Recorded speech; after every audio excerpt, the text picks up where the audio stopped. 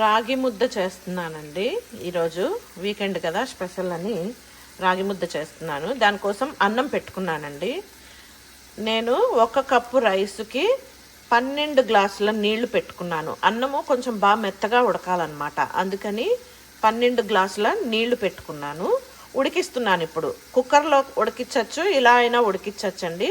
నేను ఈ విధంగా ఉడికిస్తున్నాను. ఓకే, దీంట్లోకి ఉప్పు కూడా ఇప్పుడే వేసేస్తున్నానండి.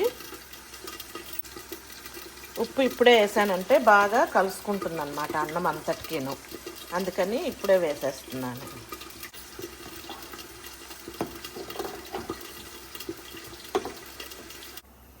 చూడండి, అన్నము ఉడుకుతోంది కదా, మధ్య మధ్యలోని ఇలాగా పొంగులాగా వస్తుందండి పైన.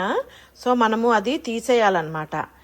అన్నం అనేది కొంచెం బాగా ఉంటుందన్నమాట, తెల్లగా అట్లాగా పొంగు అనేది తీసేయాలన్నమాట.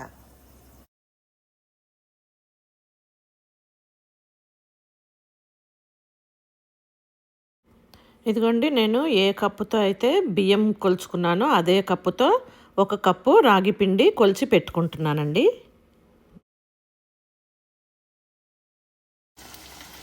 చూడండి, అన్నము బాగా మెత్తగా అయిపోయి నీళ్ళన్నీ ఆ 12 గ్లాసుల నీళ్లు ఇలా అయిపోయాయి. చూడండి, లాస్ట్లో కొంచెం ఉన్నాయన్నమాట, చివర్లోని కొంచెం వాటర్ ఉందన్నమాట. సో అలా ఉన్నప్పుడు ఆ స్టేజ్లో ఇదిగోండి, ఈ మనం ఇందాక కొలుచుకున్న పిండిని ఇలాగ పైన అన్నం అంతటి మీద ఇట్లాగ పైన ఒక చిన్న స్ప్రెడ్ చేసేసి, చిన్న లేయర్ లాగా ఈ విధంగాను కాసేపు ఇలాగ మూత పెట్టేసి వదిలేసేయండి. ఇలా మూత పెట్టేసి వదిలేసేయండి. ఇలాగా మంట ఏమో చిన్నగా చేసేయండి. ఓకే, వెరీ లో ఫ్లేమ్ పెట్టేసేయండి మంట అనేది. ఓకే, పెద్దగా పెట్టద్దు. ఇలాగా ఒక 5 మినిట్స్ ఉడికించండి. దానికి ఆ పైన పోసిన పిండి అంతా బాగా మగ్గిపోతుంది అనమాట. మగ్గిపోయాక చూడండి, బాగా ఇది మగ్గిపోయిందండి పిండి అనేది. సో ఇప్పుడు ఏం చేయాలంటే గట్టిగా గిన్నెను పట్టుకొని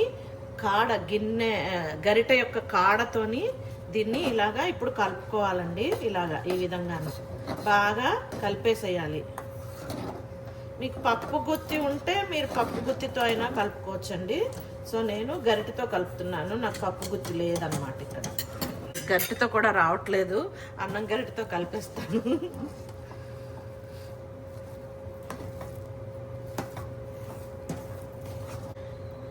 అండ్ పైన కొంచెం నెయ్యి కూడా వేసుకోండి. నేను కొంచెం ఎక్కువ వేస్తున్నానండి నెయ్యి. మీ యొక్క చాయిస్ అండి నెయ్యి వేసుకోవడం అనేది. నెయ్యి వేసుకోవాలి, ఎక్కువ కొంచెము అనేది మీ చాయిస్ అన్నమాట. నేను కొంచెం ఎక్కువే వేస్తున్నాను.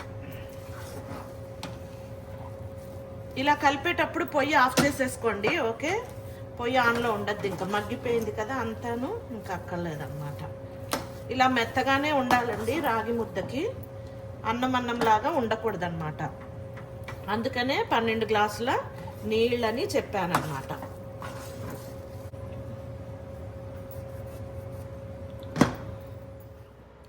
ఇప్పుడు మనము ఈ చేసుకున్న అన్నాన్ని కొంచెం కొంచెంగా ఒక బౌల్లోకి వేసుకొని కొంచెం నెయ్యి వేసుకొని చల్ల నీళ్ళల్లో చెయ్యి అద్దుకుంటూ ముద్దలాగా చేసుకుందాం. లేకపోతే చెయ్యి కాలుతుందన్నమాట. ఇలాగా వేడిగా ఉన్నప్పుడే మనము ముద్ద కట్టుకోవాలి. చెయ్యి కాలుతుంది బాగా.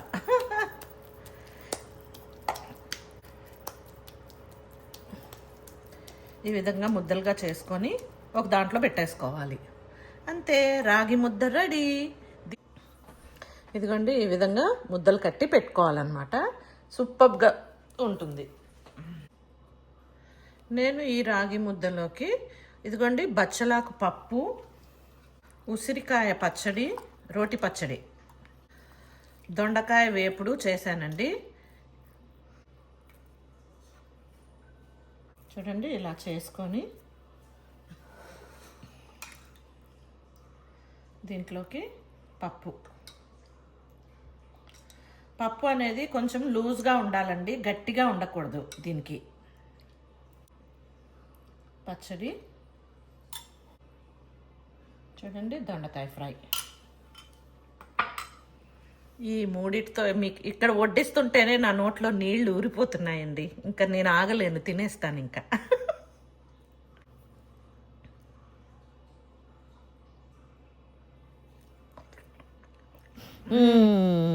సూపర్ అంటే సూపర్ టేస్ట్ అండి. నేను ఇంకా ఆగలేను.